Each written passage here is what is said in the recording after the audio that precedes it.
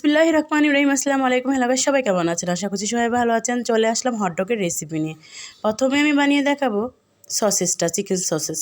খুবই সহজ এটা বানানো, একদম হাতে থাকা কিছু উপকরণ দিয়ে কিন্তু এত সুন্দর হটডগ তৈরি করে নিতে পারবেন। প্রথমে আমি মুরগির মাংসগুলো ছোটো ছোটো করে কেটে ধুয়ে পরিষ্কার করে দিয়ে নিয়েছি। আপনি কিন্তু এটা সংগ্রহ করতে পারবেন অনেক দিন ভরে। তারপর দিয়ে দিলাম 1 চামচের মতো গোলমরিচের গুঁড়া, দিয়ে এখন একটা ব্লেন্ডারে ব্লেন্ড করে নিলাম একটু।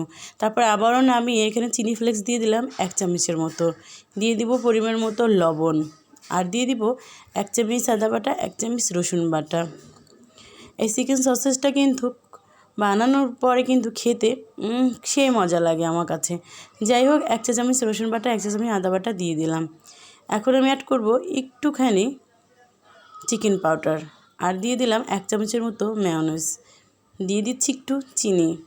আমি আমার মতো করে বানাইছি, কারণ এটা খেতে ভালো লাগে আমার কাছে। এরপরে দিয়ে দিচ্ছি ছোটো চামচের 3 চামচের মতো কর্নফ্লাওয়ার, আর দিয়ে দিলাম একটি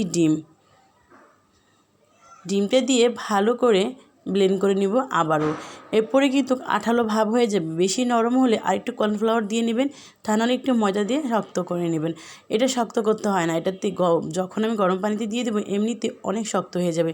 হাতে একটু তেল লাগিয়ে এরকম লম্বা লম্বা করে টেনে একে একটা লম্বা শেপ দিয়ে নিতে পারেন। হাতে কিন্তু তেল লাগাতে হবে, তাহলে কিন্তু হাতে লেগে যাবে না। এই যে ঠিক এরকম করে আমি বানিয়ে নিলাম। এখন এটাকে আমি ফয়েল পেপারে সুন্দর করে মুড়িয়ে নিব। এই যে ফয়েল পেপার রেখে লম্বা করে এরকম করে টাইট করে ধরে এপাশ ওপাশ গড়াগড়ি করে মুখটাকে ভালো করে সিল করে দিলাম, মানে বন্ধ করে দিলাম।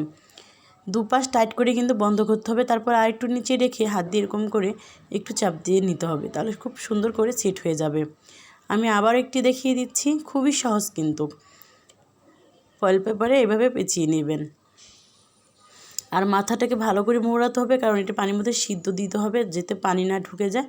তার জন্য আমি একটি করে সবগুলোই বানিয়ে নিয়েছি।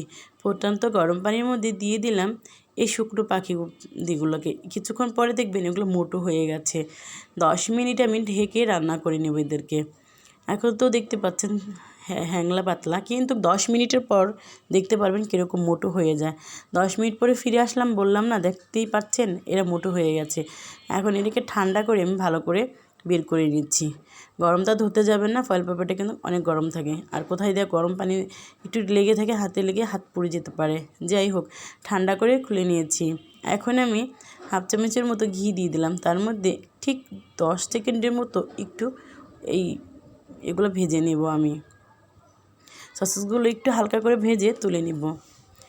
আর হটডগ বানাতে যে পাউরুটিগুলো লাগে আমি তো বেকারি দোকান থেকেই নিয়ে এসে, যেহেতু আমার লাগে, ওনারা ওখান থেকে কেটে দিয়েছে। তার আগে আমি সস বানিয়ে দেখাচ্ছি। এখানে দিয়েছি টমেটো সস, দিয়েছি টমেটো কেচাপ, দিয়েছি আর মেয়োনিজ দিয়েছি 3 চা চামচের মতো, 1/2 চামচের মতো চিনি দিয়েছি। পাপড়ি পাউডারগুলো ইউজ করতে পারেন। আসলে অনেক ঘরে অনেক কিছু আনা হয়েছে, কোথায় রেখেছি সেটা মনে নেই, এর জন্য আমি পাপড়ি পাউডারটা দিতে পারলাম না। আপনাদের কাছে থাকলে অবশ্যই দিয়ে নেবেন।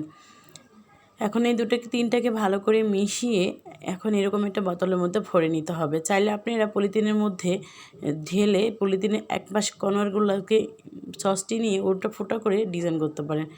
যাই হোক, এখন এটার মধ্যে পাউরুটিটা একটু হাত দিয়ে একটু ফাঁকা করে নিলাম, তারপরে সস এগুলো ভরে দিলাম, দিয়ে এইভাবে একটু করে শেপ দিয়ে দিলাম।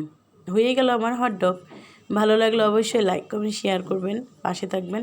কেমন হয়েছে অবশ্যই কমেন্ট করে জানাবেন। এত ব্যস্ততার মাঝে ঠিক করে ভিডিও ছাড়তে পারতেছি না। সবাই ভালো থাকবেন, সুস্থ থাকবেন। আল্লাহ হাফেজ।